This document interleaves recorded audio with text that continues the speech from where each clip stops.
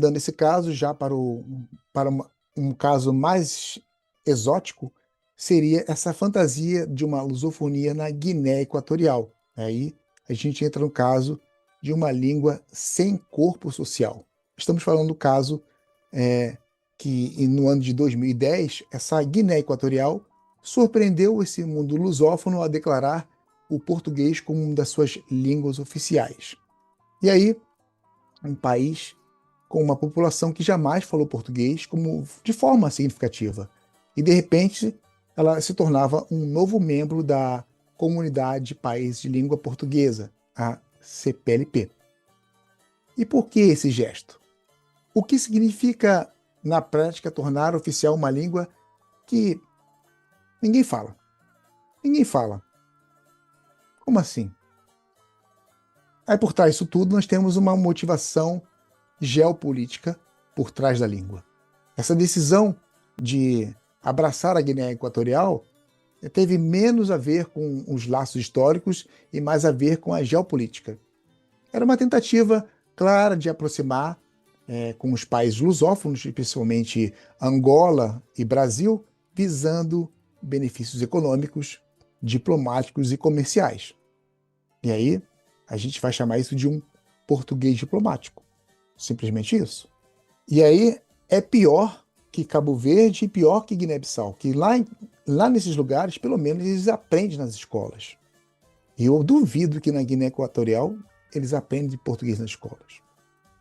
Falaram que iam implementar, mas, cara, não rola, não vai rolar, cara.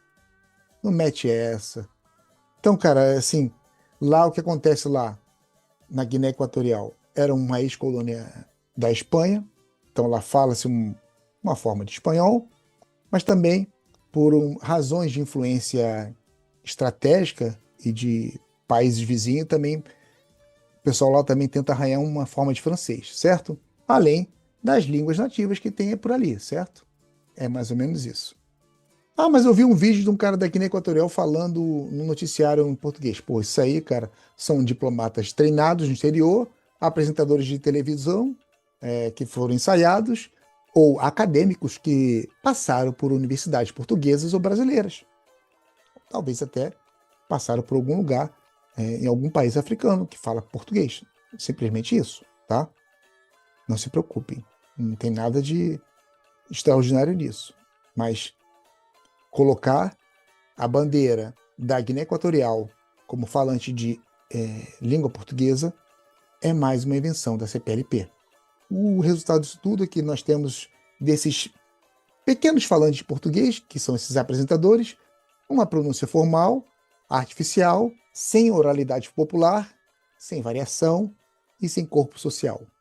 E no máximo o que eles vão fazer é elaborar um material didático padronizado, descolado de uma realidade linguística, e vão implantar um programa de ensino irrealista que ignora o bilinguismo real, que na verdade é o espanhol, que já é utilizado ali, e as suas línguas locais. Deste modo, o caso da Guiné Equatorial é um caso extremo de publicidade linguística enganosa. E a questão aqui é mais profunda. Trata-se da instrumentalização da língua como um símbolo de pertencimento e não como instrumento real de comunicação. Ao aceitar a entrada na CPLP, neste bloco da lusofonia, o que eles estão fazendo é validar a ficção de um país lusófono sem lusofonia. Eles enfraquecem o compromisso da comunidade com a língua como prática social viva. O caso da Guiné Equatorial é hoje o exemplo mais claro de uma língua oficial sem falantes, onde o português é símbolo de prestígio e poder, mas não de identidade. E isso nos obriga a perguntar: quem pertence à lusofonia? Os falantes ou os governos? A CPLP, esse clubinho aí, ele busca ampliar sua influência internacional. Ter um país africano rico em petróleo e gás natural fortalece sua posição em fóruns multilaterais. A Guiné Equatorial, ao integrar a CPLP, dá prestígio político ao bloco, que passa a contar com mais membros e maior diversidade estratégica. E lembrando que era um país que queria sair do isolamento internacional e buscava legitimidade externa. A CPLP serviu como um canal para isso. E aí vocês têm que entender os problemas políticos internos da Guiné Equatorial, beleza?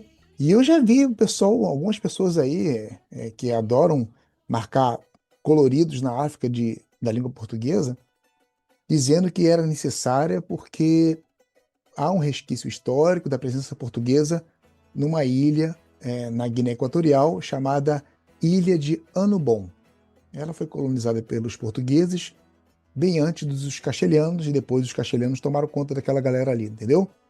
Então, eles argumentam que a língua que desenvolveu ali, que é um outro crioulo, que a gente acabou não comentando, o Fadambon, ele tem uma base portuguesa. E ele é falado nessa ilha de Anambon. E isso seria o necessário para justificar esse vínculo com a lusofonia. Mas, no entanto, esse vínculo é muito tênue e quase ninguém no governo central ou no território continental fala português e nem esse crioulo. E aí a gente vai ter que entrar numa outra nuance.